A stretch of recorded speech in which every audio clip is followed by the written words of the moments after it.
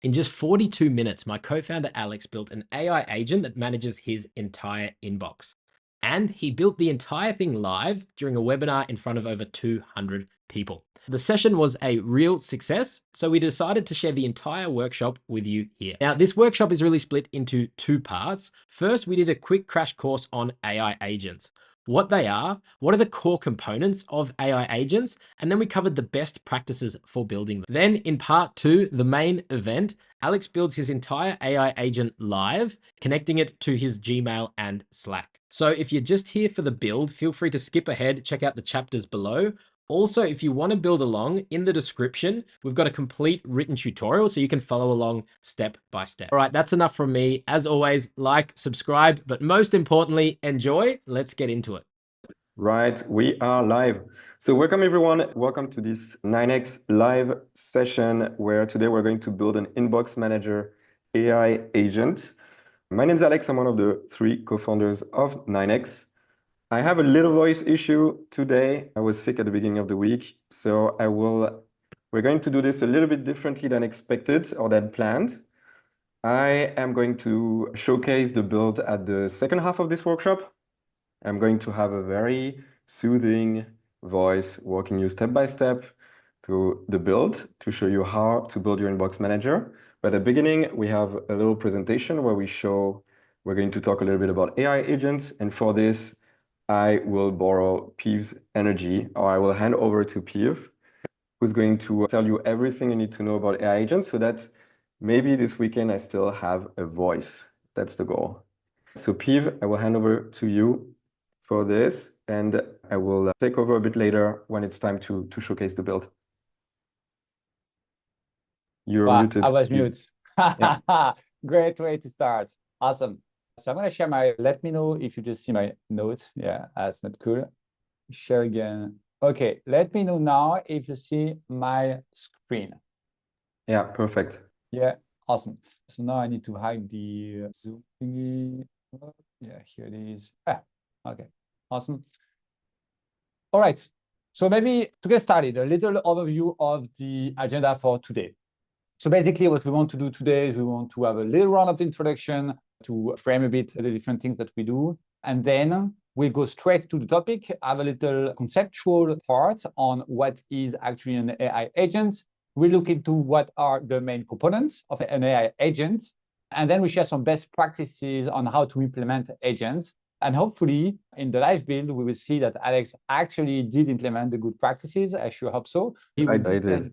Very nice. It will be basically presenting us the Inbox Manager AI agent, which is the core of this live session. But before we start, a little bit of background about who we are. So we are 9x. You can find us at go9x.com.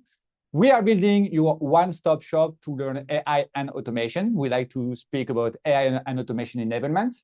We believe AI and automation are the most important skills to learn now in 2025. And we are on a mission to bring you these skills on a silver platter. So basically, we offer courses, company workshops, live workshops like this one, all the way down to custom programs for larger organizations. Before we start this workshop, 2 to 3 minutes of advertisements. I have 4 things to promote, and I promise it will take maximum 30 seconds for each. Advertisement number 1, next week's workshop. Next week on Thursday at 5 p.m. Berlin time, we will have the next workshop of this kind with a very renowned guest, Amir Ashkenazi, which is the founder and CEO of AirTop. Amir founded and sold 2 companies before founding AirTop. One of them was shopping.com, which sold for $620 million to AOL in 2005. It's not his first rodeo. I will be hosting this session where we will explore with Amir how to build brother agents with AirTop.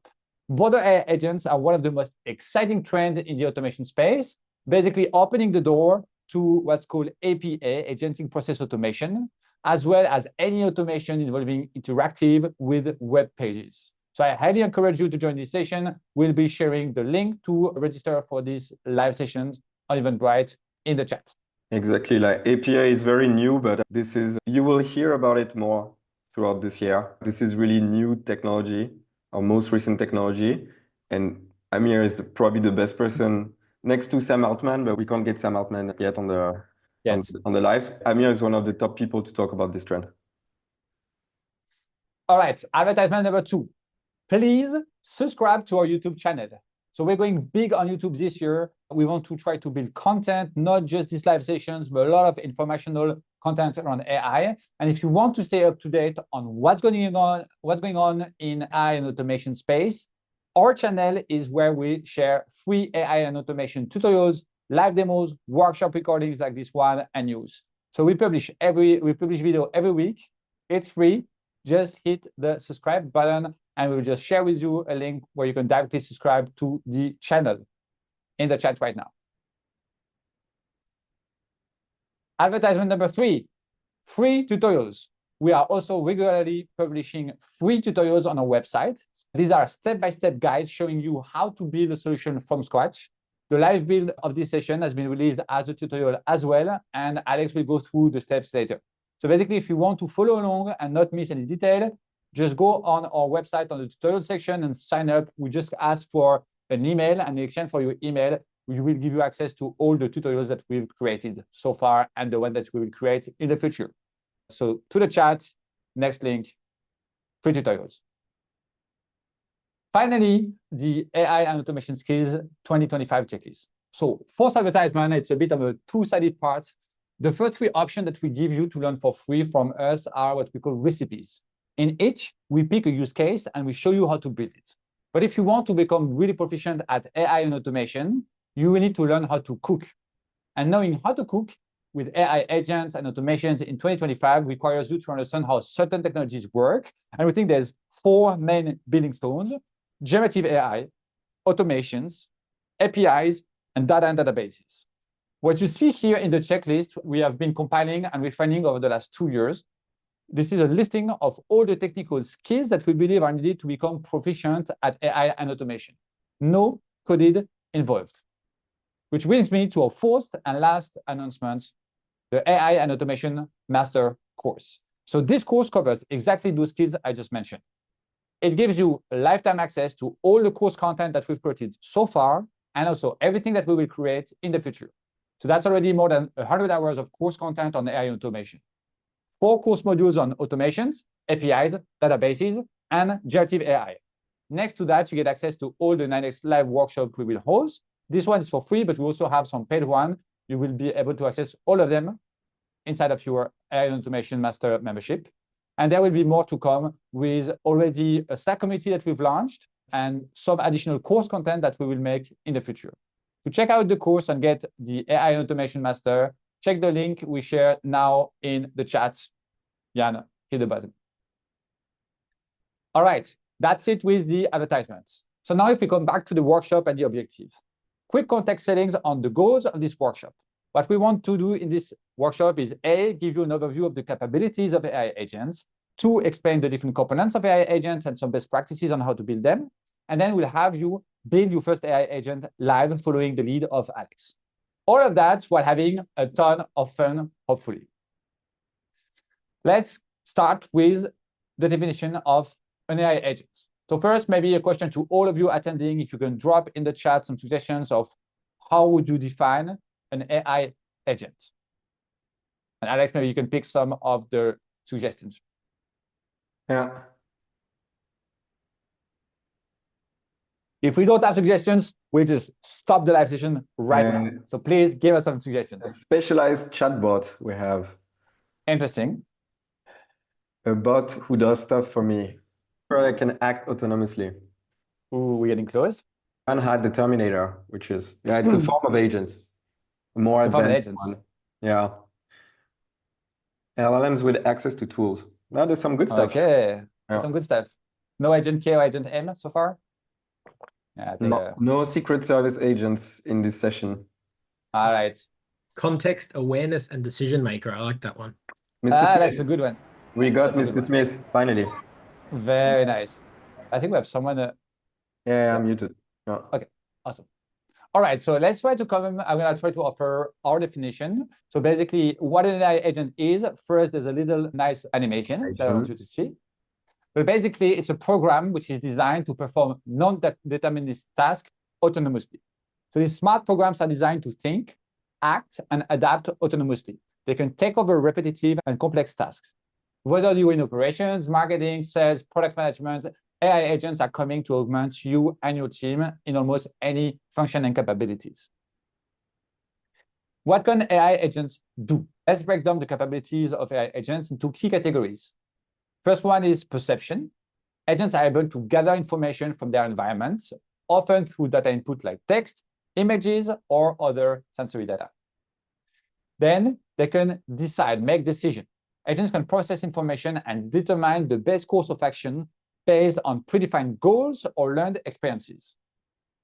Then we have action. Agents can execute tasks or commands to achieve outcomes. They will be able to do pretty much anything humans do via a web browser. A good example of that is what we will see next week with AirTop and browser automation. Communication. Agents can interact with users or other systems, or actually even other agents, through natural language or API calls. Or I don't know if you've seen this video recently, but there's also the ability for two agents, when they recognize themselves as AI agents, to start communicating in sounds which are just more efficient than articulated language. That was pretty cool, but pretty scary at the same time. And finally, learning. Agents are not static. They can improve their performance over time by analyzing past outcomes and adapting based on the learning that they can gather. These categories form the backbone of any AI agent. Now, if we look at the components of an AI agent, there are 6 things that we'll take a look at now before we set this up. And maybe First, one thing, Piv, here, the reason we're showing you the components, pay attention to what Piv is going to showcase here. You will see as we go towards building that inbox manager, I will try to refer to these components, but you should recognize them, and you're going to see them across any platform. So the first component are instructions. Then we have abilities, tools, knowledge, memory, which is slightly different, and cooperation. If we look first at instructions, are the overarching guidelines defining how the agent should behave. Instructions provide the broad operational framework for the agent. And within those instructions, we will direct the agent's attention to a specific task. We will use role play to define how the agent should interact and behave. Some example, you can have an agent role play as a content writer and focus on generating blog articles, LinkedIn posts, and tweets. You can have an agent role play as a lead researcher and focus on finding information about contacts and companies. Or you can have an agent role play as a data analyst, focusing on analyzing quantitative data sets and generating dashboards. So for different use cases, you will have different set of instructions. Now, abilities. These are the built-in competencies to process information, interact, and perform tasks. So here are some examples of abilities: generating text, processing text, scraping web pages, extracting data from PDF, analyzing emotions, categorizing items. The more powerful LLMs become, the more abilities agents will gain, because these are the built-in functionalities that any LLM or new models will be able to offer. And then we have tools. Agents can use different tools, which are basically essentially integrations connecting agents to external services to accomplish tasks. Here are some examples of tools. You can run a search on Google, update CRM record in HubSpot, notify somebody on Slack, send an email, manage documents, make an API request. In the example that we'll have today with Alex, we'll use extensively the ability to notify on Slack and read emails. Tools are flexible, allowing us to build custom actions for our agent. And if you think of actually the ability of making API requests, that means that theoretically an agent could interact with any software that has an API out there. And next week, with the browser-based automation, we'll also see that an agent could be able to interact with any web pages out there, which gives depth of potential application space, which is increasing day after day. Then we have memory, which is the context gathered from past instructions, decisions, and outcomes. It can be split into 2 types. You have the short-term memory, which are information stored about the current session. So whenever you run the agent, inside the session, the agent is having a conversation with a user about, for example, booking a flight. It will remember specific details like the destination, the dates within that session. But however, once the session ends, if you reuse the same agent for another conversations, the information may no longer be accessible unless it was saved to long-term memory. And long-term memory is the part of the memory that persists across multiple sessions. It allows the AI agent to store key pieces of information for future interactions. And finally, knowledge, the fifth component. No, sorry, not finally, it's the fifth component. There's one more. It is the predefined information that the agent is built with or has been trained on. There are various knowledge sources that we can feed into an agent. It can be company website, a help center, an internal wiki, PDF files, CSV files, company chat conversation. If you look in the background, every agent building capabilities or every agent building platform will offer you the ability to integrate different solutions. What's going to happen actually is they will process the information which is inside one of the sources that you select and embed them and save them into vector database to make these accessible to the agent for immediate retrieval. And finally, cooperation, which is the ability for agents to interact with and delegate work to each other. We are not restricted to simply having one agent working. We can combine them and have them work in parallel. And if you come back to, if you remember what we've said earlier about the instruction, it actually makes a lot of sense to have cooperation because you might want to build several agents which are each role-playing in a different way, so assuming a different role with a different focus, and then eventually you want to orchestrate them to be able to emulate your typical human organization. So if you're in a marketing department, you can decide for content creation, campaign management, and analytics. You will have one agent, the content creator, which is generating personalized content based on different buyer personas, such as blog posts, emails, or social media content. Then you will have the second agent, the campaign manager, which will schedule and run marketing campaigns, distribute the content across channels, and optimize based on engagement. And then finally, you will have the analytics agent that will look at every campaign, and after it's executed, will analyze the campaign performance, provide insights on click-through rate, conversions, audience engagements. And the cooperation outcome will be the ability for these agents to work together to create, execute, and analyze marketing campaigns. Content is generated, distributed, and measured for effectiveness, ensuring this way that marketing teams can continuously optimize messaging and strategies by having the different agents interacting with each other.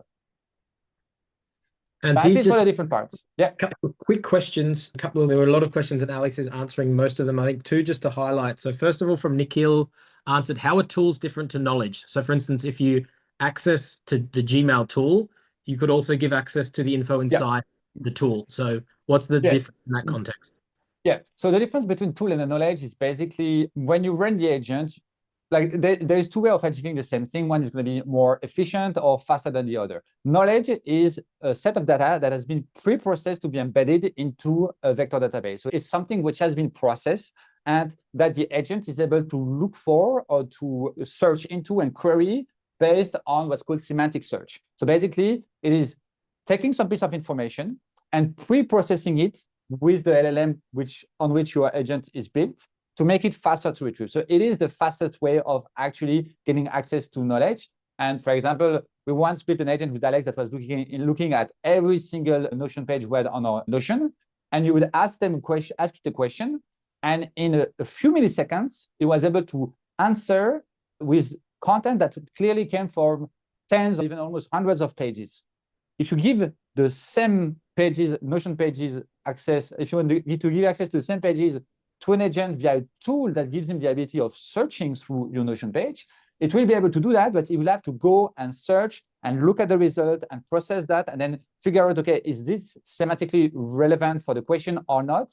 And all of that will have to happen as you ask it. So it will take way more time because it's going to make several searches, several queries. So access to the knowledge is way faster because the information is pre-processed into vector database or semantic meaning. So it's not text anymore. It's already encoded using the parameters of the models. So that's why it's way faster.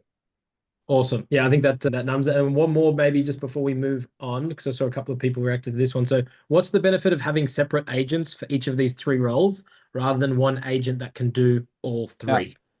So I think this is something which is very common. If you have started playing a bit around with LLMs and trying to build your agents, you see very often one of the issues you have with LLMs is they have a lot of knowledge. They have too much knowledge because they've been trained on almost any information available on the internet.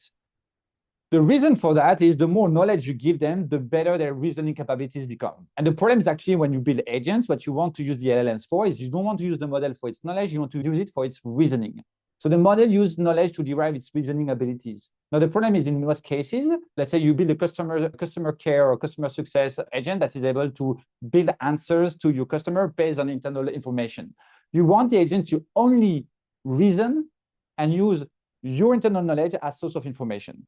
And the way you can do that is actually by making sure that you restrict the knowledge. You need to basically constantly tell your agent or your model to not do this, not do that, only focus on one specific set of information and only focus on one specific way of reasoning. And because it has so much knowledge, it's able to do different way of reasoning. But you don't want the analyst. When you analyze the data set, you don't want the agent or you don't want the LM to take a creative mindset, which is the one that you need to generate content. And because these different kind of, the same way you have different kind of human intelligence, you have different kind of artificial intelligence that you can in some way emulate. And to do it is better to restrict for each usage or for each type of reasoning, type of task. You just take an LLM, you take an agent, you use some LLMs, you restrict the knowledge, and you focus them on one specific thing. And it's better to have, the same way it is better to have a team of 5 people which are each expert on one topic. It's better to have a team of 5 agents which are each expert, and in that case, not experts, it's just basically focused, dragged down, limited to one specific field of application. And because actually artificial intelligence and human intelligence are very similar because that's the way that it's been built, it makes a lot of sense. Awesome. And I think we'll see also in the one other fact is in terms of building, how much more comfortable it is, because when these agents don't react the way they want, and I think it's a good segue to hand back over to Alex. It's nicer to know that if a blog article isn't written the way you want, that you can go in and change the instructions to the blog agent than looking through this massive list of all instructions for how to do blog, how to do LinkedIn, how to do Slack messages, like you name it. It's also from a comfortable thing for building these agents. Exactly. All right, let's move on with the best practices, and then I'll hand over to Alex. There are lots of good questions. That's very cool. I think we can take these. Continue, keep on bringing your questions, and then we'll switch to the build. And then there will be enough time to go through your questions afterwards, I think.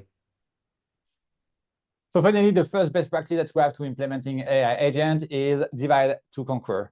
So for more reliable results, build agents so that each agent needs to perform only one task. And what is also interesting is it's very similar to the way we were building automation in the past. So it's the way software engineers have been building software in the API first and like in the composability of software. You build a solution for one specific problem and you make it accessible to others so that you can reuse that and compose it with other things. But one problem, one solution, and that's basically the same approach that we use with agents. Then the second best practice is to set a clear and narrowed goal for your agents, because fuzziness can be your enemy. You want to put guardrails so that you have more control over the outcomes.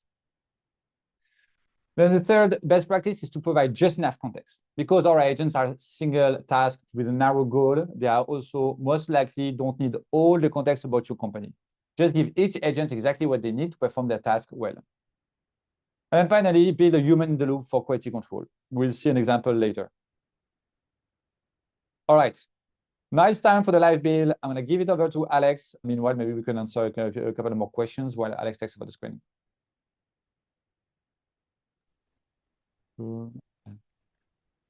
Should I stop sharing? Maybe I should stop sharing. Is that better? I don't hear you.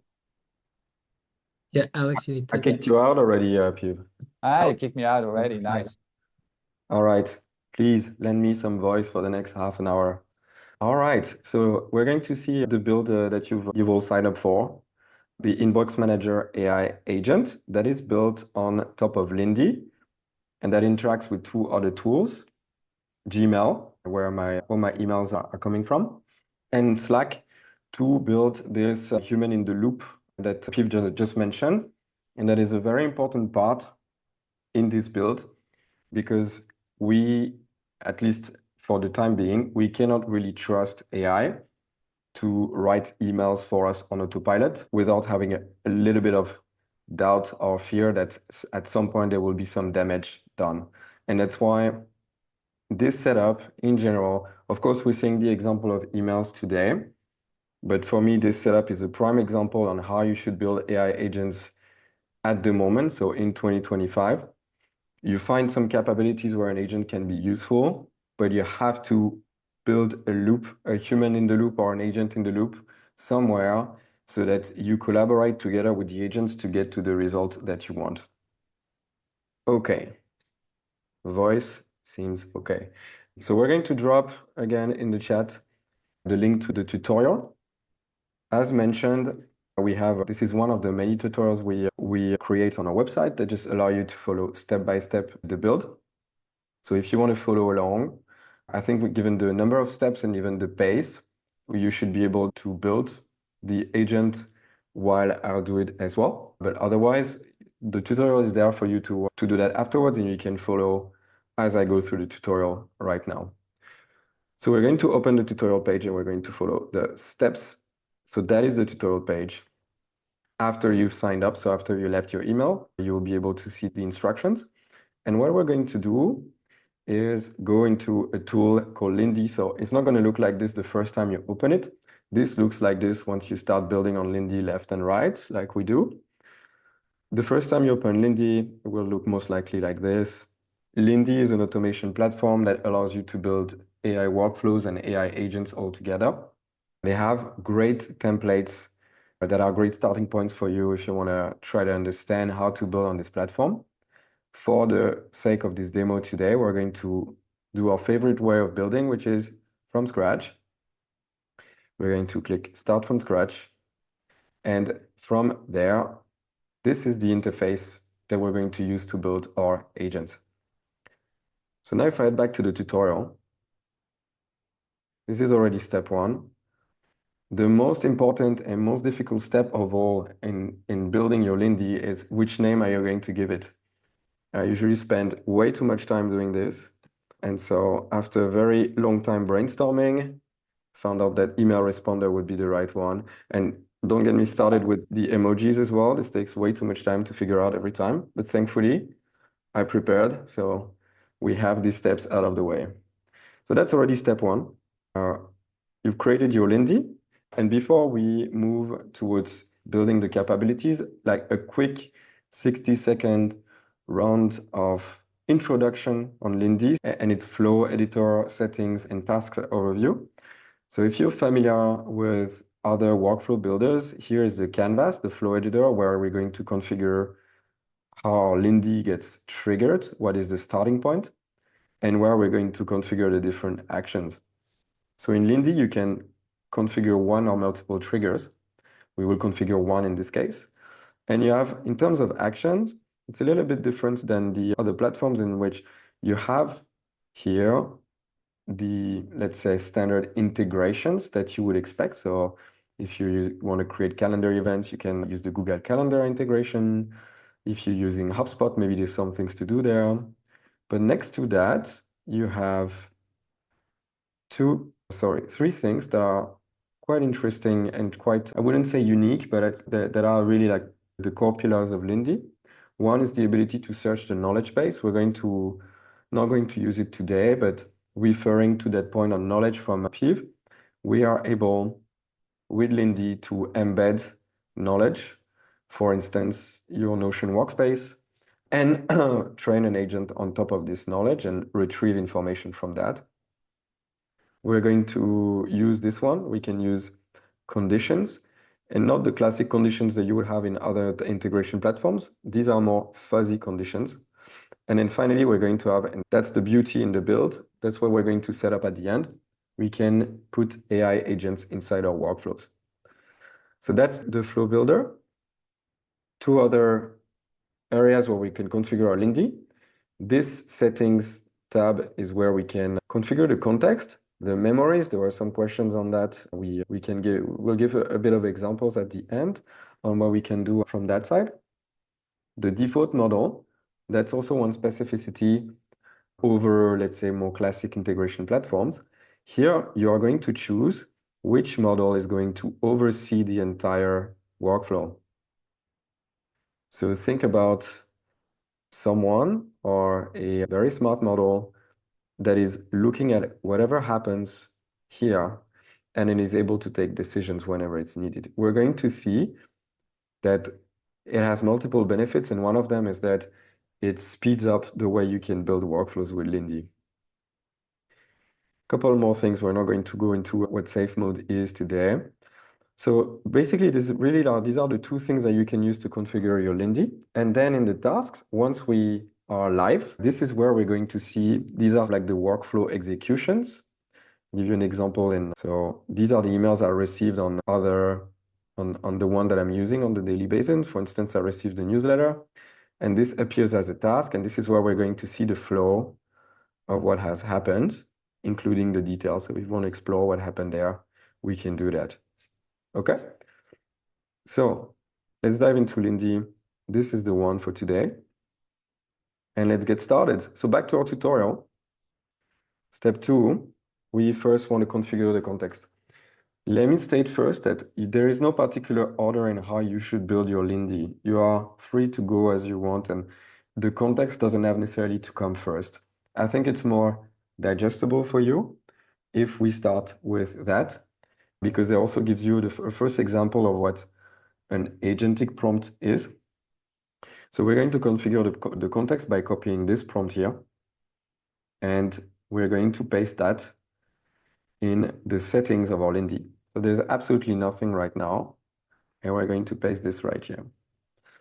So you are an AI assistant task with helping me. You specify your email address. So we're going to say, okay, go on nx.com, respond to emails. You will be given the content of an email that I have received. And if the email is responding, I want you to proceed to the following. So step 1, share the original email on Slack in the channel. We're going to configure that.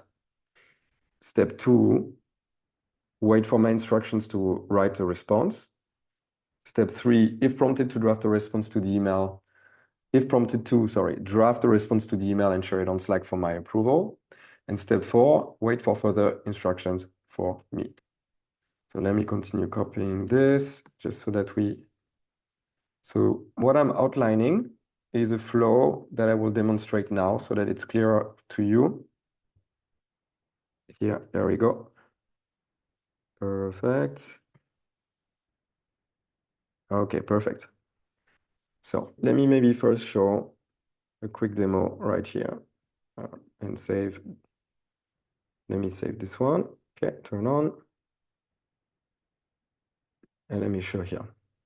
Okay, so if I turn this on, which is the build, and I send to myself one email, I have here an email from that I will send to my owner address, inquiring about services, training services from 9x. So I'm going to send this.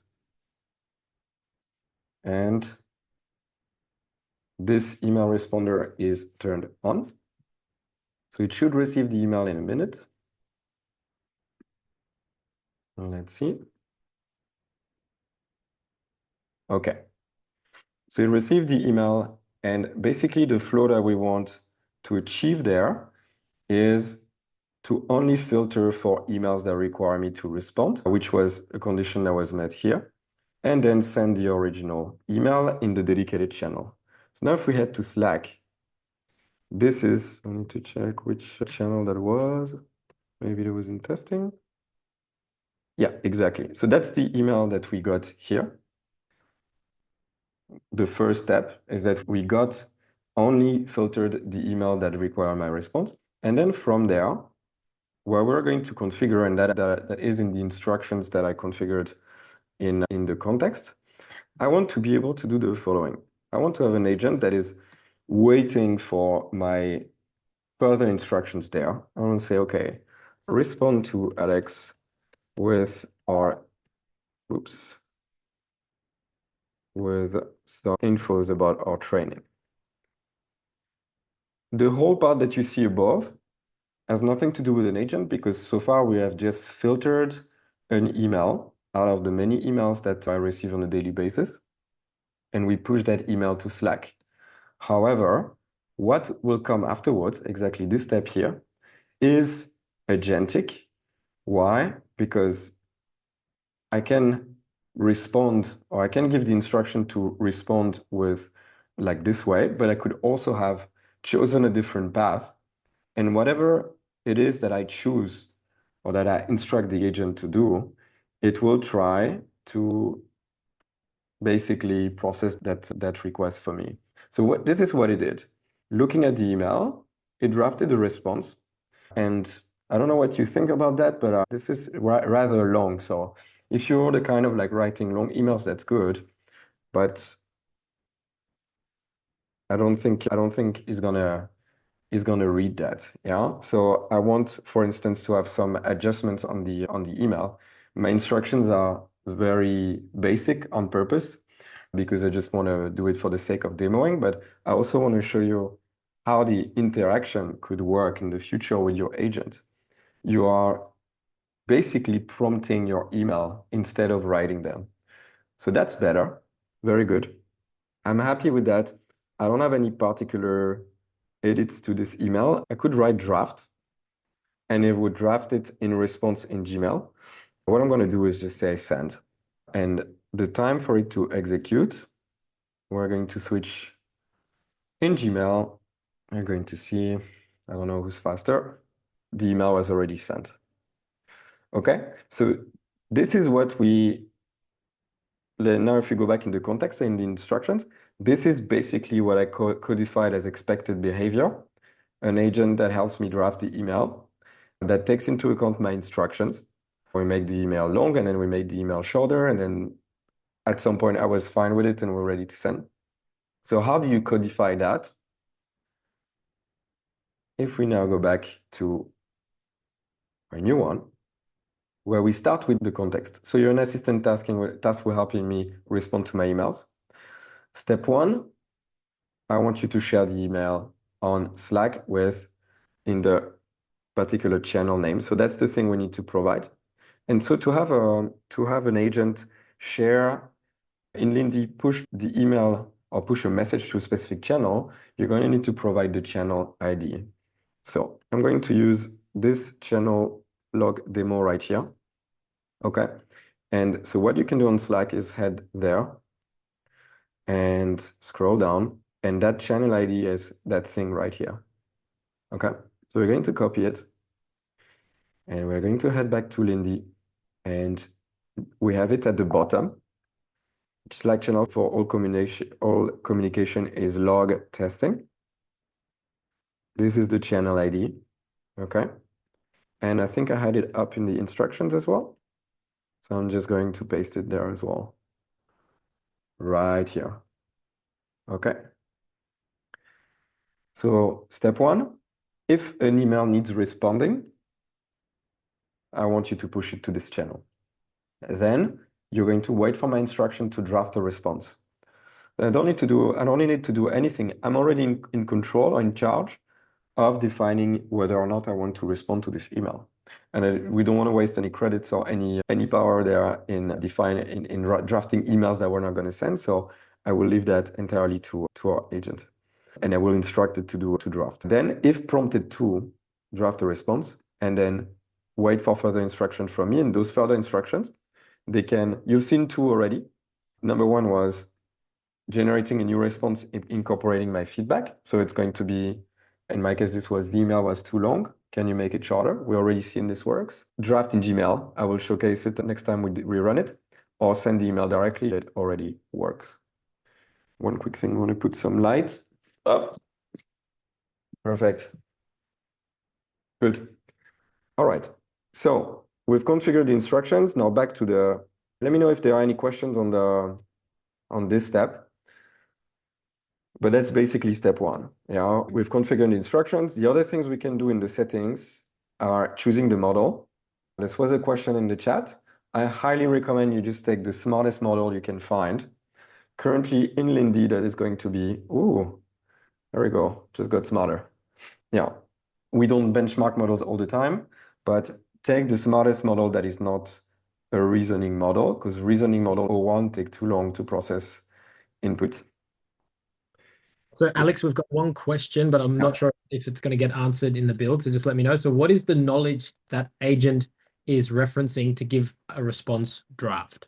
So to respond to this email right now, we haven't added any knowledge. It has memory, however, of what happens in the session. And the memory that it's tapping into is it has access to the email. So it has access to the email conversation. The knowledge right now is 0. That is something that we can provide. So we could provide some emailing best practices. We could provide some documents on how to write very good emails. Right now, we haven't done anything. This is pure, let's say, 3.5 sonnet or 3.7 sonnets, figuring out how to write an email. Okay, so here right now, what we have to generate the answer that is specific to that email is right here. So let me save. Yeah, we're back to like short-term memory and long-term memory. The short-term memory contains everything that happens here, which is different for this one, which was a few days ago. And short-term memory, you can consider these as sessions that don't know about each other. So if there's anything shared in this one, in this email, or in this sequence of actions that you want to have stored in longer term, you will need to store it in long-term memory. But if you want the agent to do things based on everything that happened before, you're tapping into short-term memory. Does that make sense? Yeah, I think we're good. All right. Okay, so let's move on to the next steps. So we're done configuring the settings already. Pretty good. Next, we're going to, so there are 4 modules we are configuring in our Lindy. First, we're going to configure the trigger where we want to basically get all our emails. This is probably the trickiest part because we want to make sure that and this is written here, you want to make sure that you put a strong filter. Otherwise, this is going to run for every email that you get. So you want to make sure, especially when you're building, to have a restrictive filter. And when you're going to, if you want your agent to be on top of all your emails, there's only a fraction that need responding. So you need to think hard about the filters that you want to implement to avoid triggering your agent for false positive. We go back there. In the flow editor, I'm going to select a trigger. We're going to look for Gmail and email received. This is what we have to configure. The first time you will have to authenticate with your email account. I think this doesn't need much explaining. And then this is where we want to filter things further. And what I'm going to do, since I know that all the emails I'm testing right now come from my private address, I'm going to filter with emails from this guy here.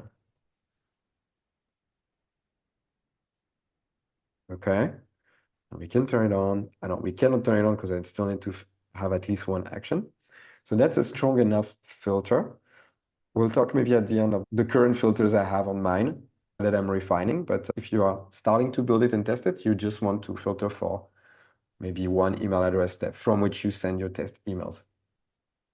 All right, next, we are going to additionally filter for emails that require a response.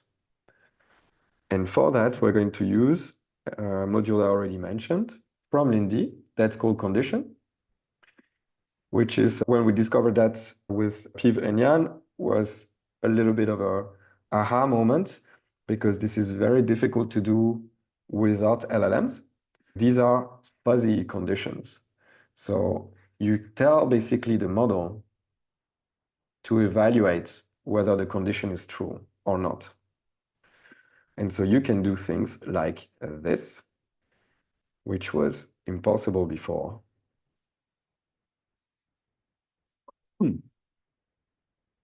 This right here, and we can turn it on. So we are basically telling Claude 3.7 Sonnet to look at each email that goes through this first filter and evaluate whether or not, based on all the attributes of the email, whether or not that email require a response from me. So I didn't paste the right text. Yeah, this was here. But you get the spirit, okay? And that's a very powerful trigger, sorry, a very powerful condition because this alone should allow you to rule out all the bad apples, the newsletters, the errors, and the more granular you get in those filters or in those conditions, the better your system will be. Okay, so we have this. I will also rename it to requires response. Yeah. And we are ready. Next step. And the next step is configuring the initial Slack notification. And that is the last part that is pure workflow before we drop our agent. And that is relatively easy. We can add another step here. We're going to select action. We're going to search for Slack. There we go. And we're going to select send channel message. And here, one thing that I want to show you, that if we save here, so you will not, I have not configured anything, right? I just dropped this module here. Everything is set to auto. Okay, and auto means AI will fill out the field using the context. Which context does the AI have? The context we give here. So theoretically, and it's always a good test to start, theoretically, without doing anything else, I should already get a message in log testing, which is the right channel with the content of the email. So now I'm not providing any other instructions. So if I have specific requirements on how it should look like, specific format, that's where I'm going to customize this.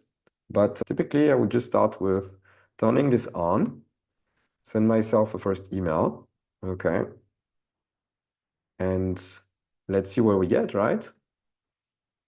So it's turned on. Just need to wait a bit of time that it receives the email. Are there any questions in the chat on the flow? Am I going too fast or is it clear? So here goes the email. Just let me know. We can take one or two questions.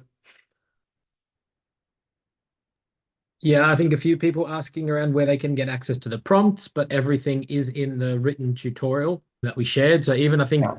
even if it is going a bit too fast, really just take note of the different points that Alex has mentioned, and you do have that written tutorial to go after. A lot of questions on the different tools we'd recommend. I think we maybe need to do a separate session on this one, whether it's N8N, Make, Zapier, Lindy. Yeah. In general, so we're tool agnostic because what Piv discussed at the beginning is that we really teach these core technical concepts, which is universal across all the tools. And especially when it comes to AI agents, when we're looking at, okay, comparing Lindy and N8N and Relevance, there are always, because a lot of these, not so much N8N, but Lindy and Relevance are newer platforms. These platforms are making bets in terms of different actions and triggers that you have access to. So really, depending on your use case, you'll need to look, does this platform support this action? So for instance, like with Lindy, they have created an action where you can have an AI agent join a meeting, so in a Google Calendar or a Zoom. I don't believe Relevance have this yet, but Relevance have an agent that can be triggered based on actions that happen on LinkedIn. And Lindy don't have this yet. So really you need to take a look through, but the core concepts in terms of building this out, understanding knowledge, understanding like how to structure the prompts, really try and take that in from this session, not so much about the tool. Super cool. So now let's look at where we got. And also, so one reason this one so far was easier to build in Lindy were the Slack triggers. So the capability for an agent, a Lindy agent, to observe, watch potential responses in Slack. We're going to get to this in a minute. These are things that Relevance is adding very soon. And I think over time, it won't matter so much which platform you use. But for now, for this type of, for a human in the loop in Slack, right now, I would say Lindy as an edge. And Alex, maybe before you jump, can you just hover underneath this send channel message to that 1.8? Because we do have a couple of questions around pricing. So here's basically indicating how many credits are used. And right now, as we saw, like everyone who basically signed up to the method that we shared has access to 400 credits for free. So you see, you can do some testing. What's great here is then you don't need to worry about hooking up your own API keys to the different models. You can just use Lindy's pricing. I believe that's also a possibility that you could add. I'm not sure if it's with Lindy or Relevance that you can add your own API key and make it a little bit cheaper.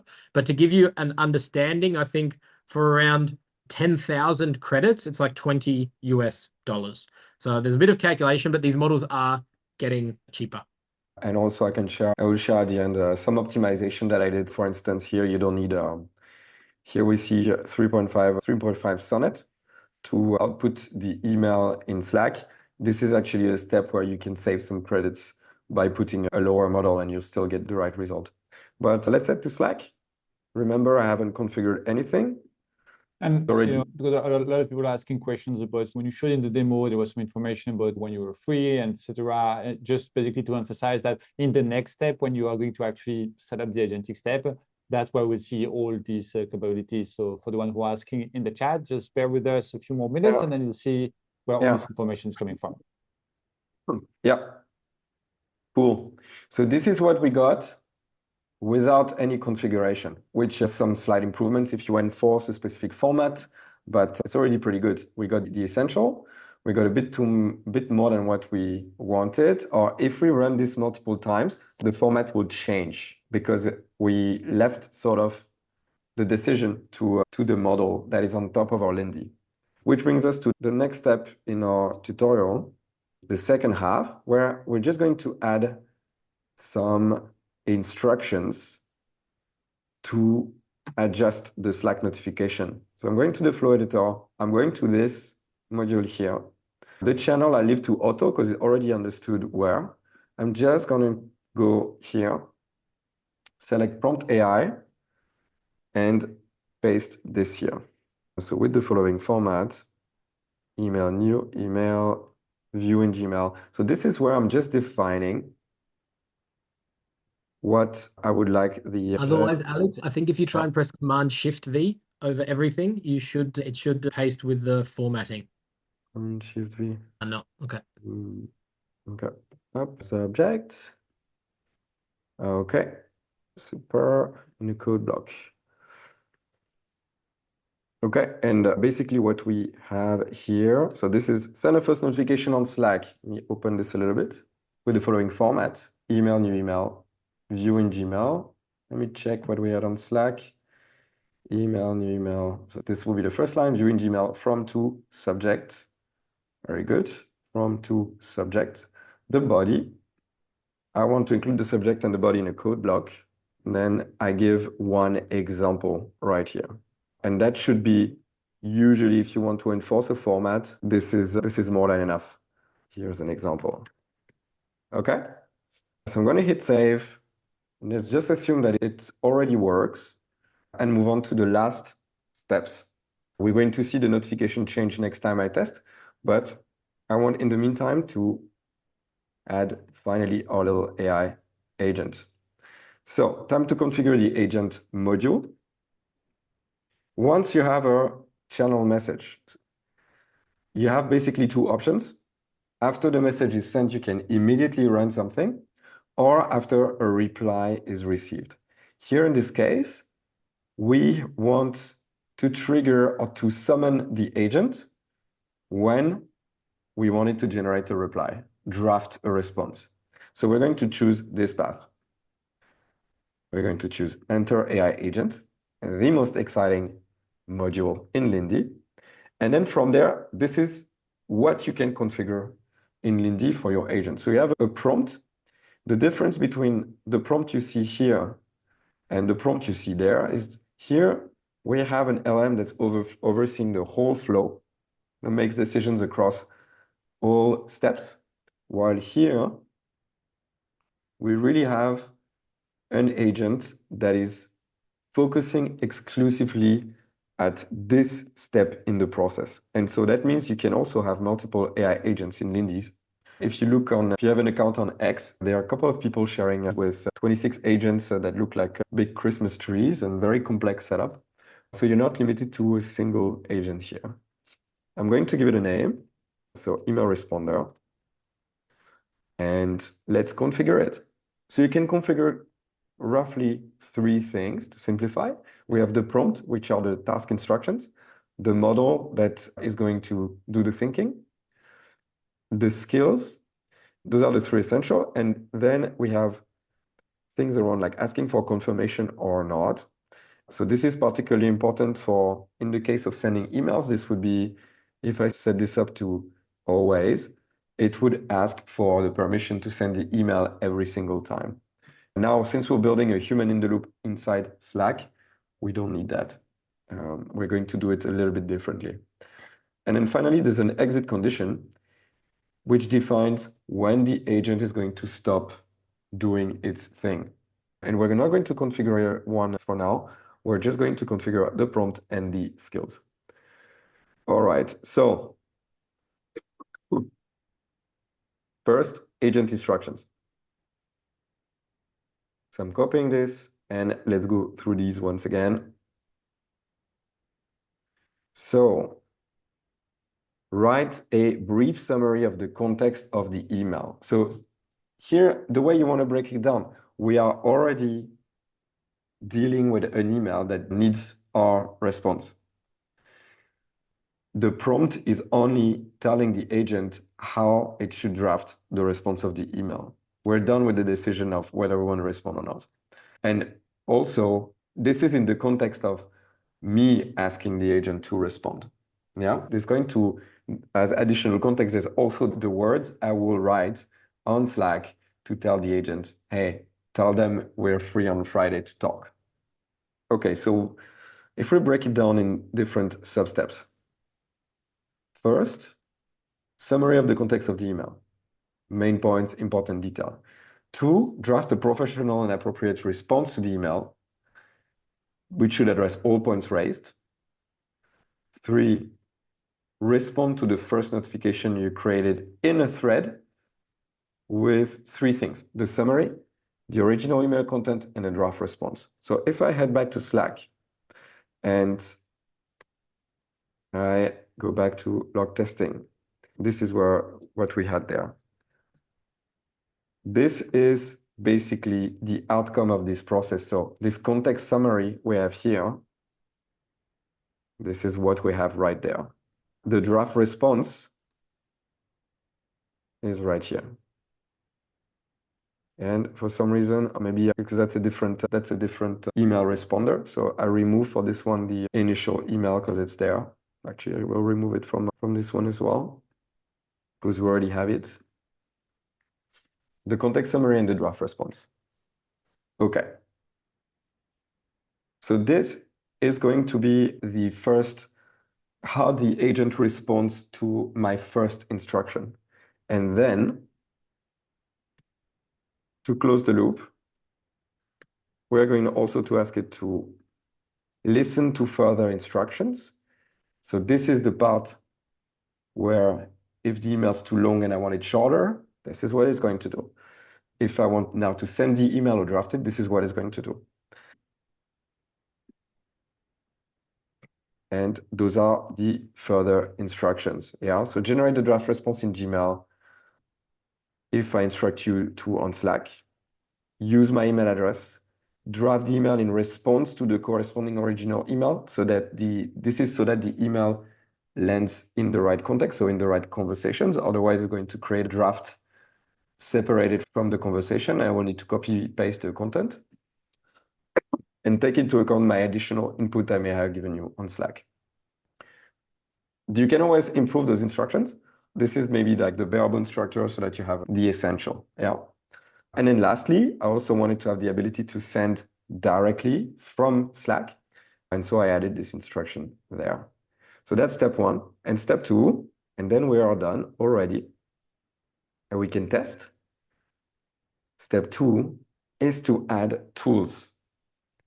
So remember, agents have abilities and tools. In the case of Lindy, we're mixing both. So they are actions, or they are actually, I think on Lindy, they are called skills here. In some cases, these are integrations, such as Slack. In other cases, it's going to be more LLM-related abilities. But that's where we get to pick them. So we're going to choose. I'm going to need 4. And here, Lindy really does the heavy lifting for us by choosing or recommending the actions that we are most likely to need based on what we already built, based on the context that we've given. And so I'm going to select the actions from the Slack thread. Yes, I want the agent to be able to send a message in the thread. I want the agent to be able to observe messages so we can have that conversation on Slack. And then in Gmail, I want the agent be able to send a reply. So send a reply, don't get it wrong. It is both sending the email or drafting it.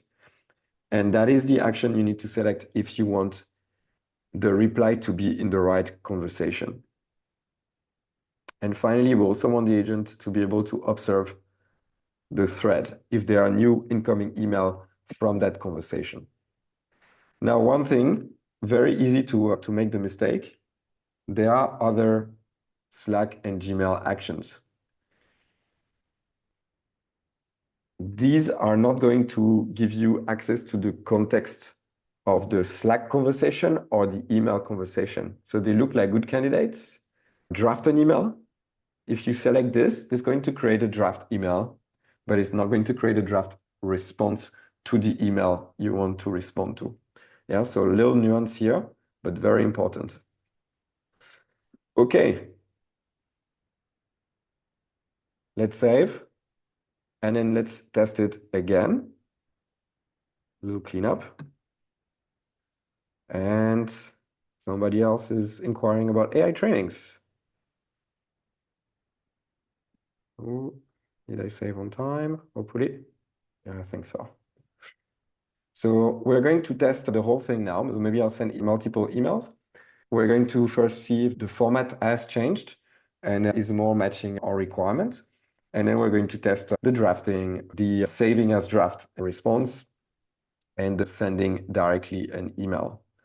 Okay, so let's head to Slack. Let's head to log demo. And let's see. Or did I put the wrong? Interesting. I think you did log testing, no, for this one, or? I did log testing? Yeah. Okay, exactly. So this is the new email. And you see now we have the format, which for me it works better, the format I expected. So from there, very important, from there, any instructions, if I do this, I can wait for a long time, nothing's going to happen because this is not the context of the Slack thread. So any interaction I want, it's going to happen right here. And say, okay, draft email to this fella. So from there, and let's head back to Lindy. This is what happens. So it's observing. So that's one of the agent abilities we gave it. We can see also it is thinking out loud, which is very convenient for us to see what it is doing. Okay, and it's already done. And here, I think it's going to, yeah, okay, so good. It is done and is waiting for further instructions. So this is what we have here. Okay, interesting. So one thing, and then it's really a matter of customizing. One thing that I'm not super happy about is the format. So here again, within the constraints of Slack, I would rather have the emails always contained in a code block so that it's easier to separate what is the content and what is everything around it. So that is something we can change in the instructions. But otherwise, pretty good, right? We got the summary of the context and a draft response. Now let's see if we can draft in Gmail. Usually when you configure it for the first time, you might have to do a bit of back and forth. So we're going to see that in a minute. Sometimes it works directly, the way you want to test it. Seems pretty... Okay, interesting. So let's see what happened in Gmail. And you can, the link to the email maybe. And that is something you could say, I would need always the link to the email so that I can, so let's see if it works first. Okay, very good. So this works, pretty cool. One thing before I take questions on this, there was a question on memory, and I think there's a prime example of where you would need memory there. So let's say that this behavior here, I always want the link of the email. I don't have to do this. you could go to Lindy and configure it, or we can tap into the agent's long-term memory. And to do that, a little trick that Pete showed me that is very, very cool. So works two ways. So the memory, this can be managed manually. So you could say, always include the links to the emails you draft so I can audit them. Or what you can do is go in the flow editor and add one skill, which is modify Lindy memory. Okay, so we start with doing that. Okay. So it's giving the ability to our Lindy to write its own memory. Okay. And now, so I wonder whether it's going to work in the same flow, but it should, I think. Now we can go back to Slack and say, can you remember to always provide the link of any email you drafted so I can take a look inside Gmail. Let's see what it does. Maybe it's there. Okay, so it's thinking, and let's see, let's say 50-50. It failed there. So maybe I have a, right. No, it can't. Now, yeah, so maybe not the best there. One thing I would look next. I think the problem is if you want this to work, Alex, you would have to basically run a new instance, because at the moment where the agent was triggered, this last step was not part of its configuration. yeah, you mean this here? I even mean the skills you added at the time when Yeah. you initiated the run Yeah. of the agent didn't have the skills, so you can't just add a skill and then say, hey, do this. It needs to have the skill set up at the moment where it gets triggered. Give you some tips to get better, save them in your memory. Okay, while I do that, I'm going to send another email. I think we can start with the questions. Yeah. So one big thing I think a lot of people asked was regarding like if there is another way to do this without Slack. So we've answered in there. I think one way you could of course do is just have Lindy like draft the email for you straight away in your email account. However, it's not such a nice feeling because as Alex is doing here, it's so nice that Alex can actually instruct it on and give it guidance on what it should do next. So if you don't have access to, I believe Lindy also has integrations with Teams, but I think that's probably going to be even harder to connect to. Otherwise, Lindy has their own chat. So you can actually, every Lindy, you can say that it's triggered by a chat in Lindy itself and also listens to replies in Lindy thread. So especially when you want to test this out and maybe you're head of IT isn't allowing the Lindy app in Slack yet, you could also use the Lindy messaging feature as well. And Piv, any other ideas on what other tools could be useful there? Yes, actually, on our YouTube channel, we have a video where it shows how he built an AI agent, which is piloting different other agents. And the way he interacts with the master agent, which is basically the only one he interacts with, is with Telegram. So Lindy has a guided way of connecting to Telegram. It is pretty funny, actually. I find it funny, most people don't, but in Telegram, if you want to start an integration, you actually have to chat with a Telegram bot, which is what's the name? I think it's the father bot, or it's basically the Godfather bot or something, I think. Yeah, exactly, Godfather bot. It's the master of all bots on Telegram, and then basically you chat with that bot, and that bot then generates you a new bot, gives you a key, and give you all the technical things. And then you can have I want to add on human in the loop. So I'm not very familiar with Teams, but Slack is superior to Telegram and WhatsApp because Slack has threads. Yeah. So you want to do it somewhere else, you won't have threaded conversations like that. I don't know about Teams, I'm not sure, but there's a reason why I choose Slack is because there's threads, which is one big advantage. The second thing, which we haven't tested yet, is the ability potentially to have buttons. So Slack has an entire interface builder for Slack messages that go beyond. So you have some code blocks and so on, but you can also have buttons and other forms of UIs. I think Slack is way, way ahead for a human in the loop than any other platform. Yeah. And I think that whole concept of threads is probably one area where I would see relevance and Lindy I haven't played around with it too much, but like where it goes a little bit ahead of N8N, because I think N8N you've got to have way more tools that you can have access to. But I don't think they've done the extra mile of that it can constantly observe. You might be able to set it up. It would just be, let's say, a lot more work than how simple Lindy make it. We have one of your favorite questions, Alex. Can you comment on the GDPR issues in such workflows? Especially the question is when it comes to personal information in the incoming email. So I guess my question is, did you check with Google where your emails go? Or I think it really depends. Like Lindy has, as far as I know, they're HIPAA compliant and they are. It depends where you operate, but I think there are setups with Lindy where you can go very far there. Yeah, if you use, do you undergo the same scrutiny if you were to use Superhuman or another platform like this?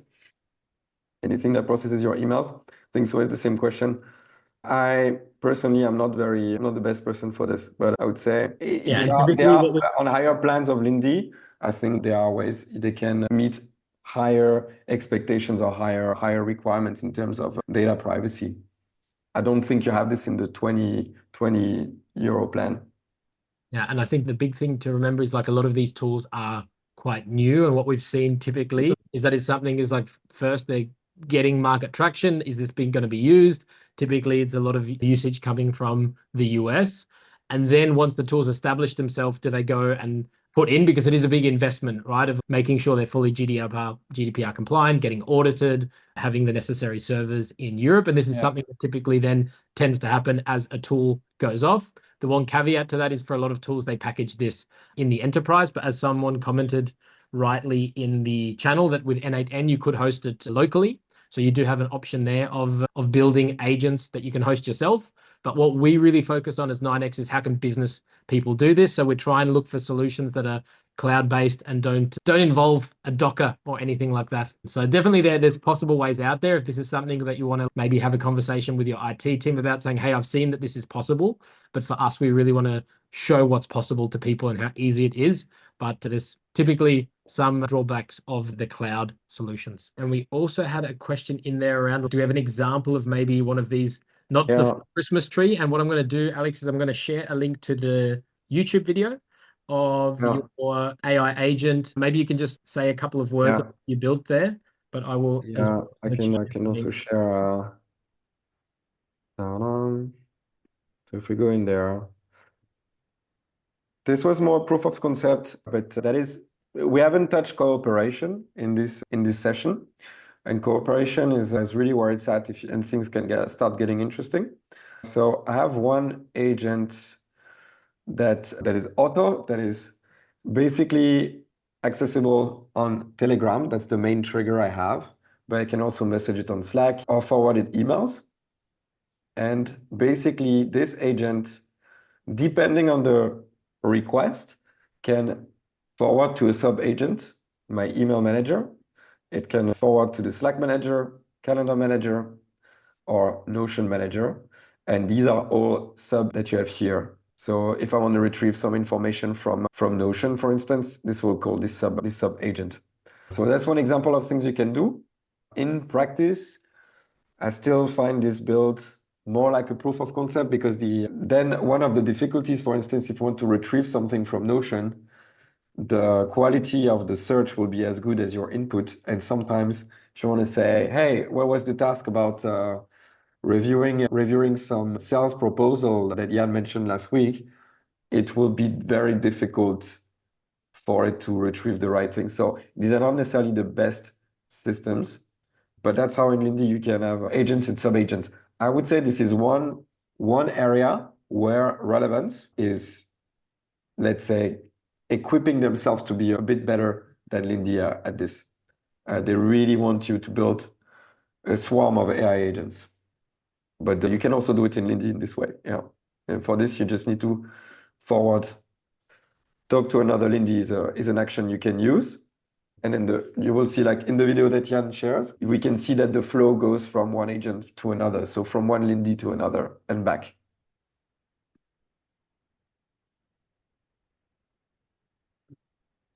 I think that's a sort of what we might tend to see is if you're just getting started, Lindy's probably the perfect place to play around. And then once you start hitting maybe some constraints, but relevance is that another level of technicality up, but then it also allows you to do more. And it's probably a similar look at going from like a Zapier to Make to N8N, but just the fact that this technology makes this ability to even build AI agents accessible to everyone is pretty amazing.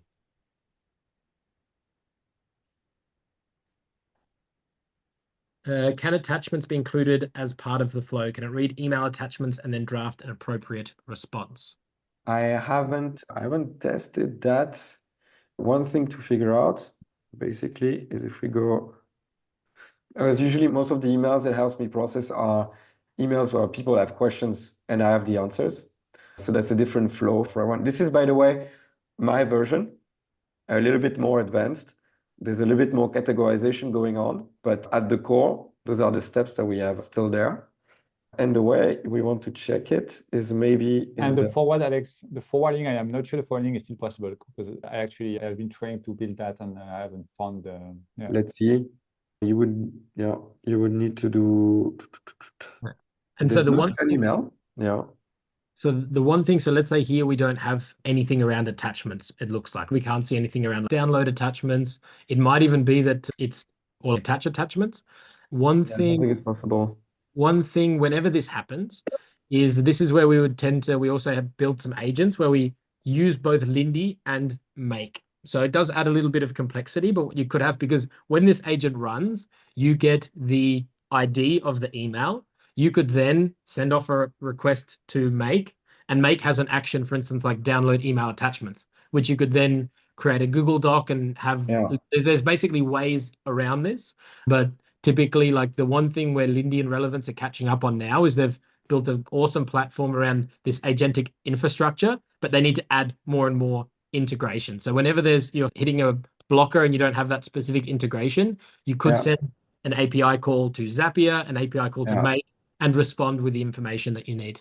And that's the module you would use in this case. Yeah. And that is one of the things one of the 4 pillars in the course we sell is really APIs. You don't have to wait for Lindy to build all the features you need. You can really overcome these hurdles with a bit of knowledge on APIs and webhooks. Awesome. Guys, and thank you so much for all the positive feedback in the chat as well. It really does mean a lot, and glad we had some valuable points for you all. Yeah, super cool. Thanks everyone. I managed to save my voice-ish. See you very soon. And you will get the recording tomorrow. Take care. Thanks, Bye-bye. everybody. Yeah. Bye-bye. Bye, guys. Ciao, ciao. Ciao. See you next week.